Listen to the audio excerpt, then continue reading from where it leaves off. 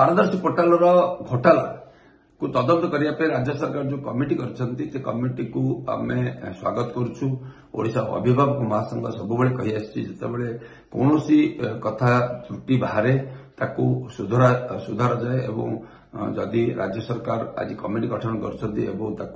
जो 8101 फॉर्म को रिजेक्ट कर भुवनेश्वर एवं विभिन्न बीएम द्वारा ताकू जदि तदंत कर पाखापाखि 6000 पिला ऊर्ध से आप्लिकेशन रिजेक्ट हम ना से बेनिफिट पाइबे सहित 5239 जो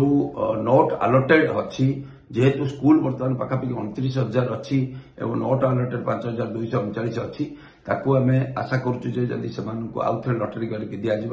नियर स्कूल में पाइबे से जो भूल है से भूलटा आमर जेहेतु स्कूल प्रथम सब रेजिस्ट्रेशन कर सिस्टम टाक रेजिस्ट्रेशन करने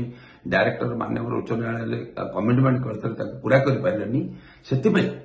एक त्रुटि आमको मानवाक पड़ो स्वीकार करा पड़ो समस्त स्कूल जब प्रथम दिन 4500 स्कूल रेजिस्ट्रेशन कर दी था प्रथम दिन अपलोड होता सरकार तरफ ताले गोटे अभिभावक जिते अप्लाई कर पारदर्शी पोर्टाल से सब स्कूल को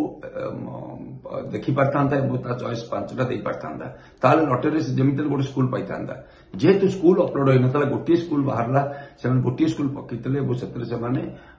विच्युत होती दंडित होती दंडित न करा जाई जो मैंने दंडित हवा कथा सरकारी बाबू मैंने जो मान भूल निष्पत्ति अभिभावक मान पनिशमेंट पाँच त्रुटि को सुधरा जाऊ एवं जदि 13,000 पिला पाइबे पाखापाखि 34,000 पिला प्रथम फेज बेनिफिट पाइबे पुणी द्वितीय फेज अच्छी राज्य सरकार ये गोटे लोकाभिमुखी प्रोजेक्ट हम आशा करुच्ची समस्त गणमाध्यम एवं जो बंधु मैंने एक दूरदर्शी प्रोजेक्ट ओडिशार सहयोग कर आंतरिक कृतज्ञता ज्ञापन कर।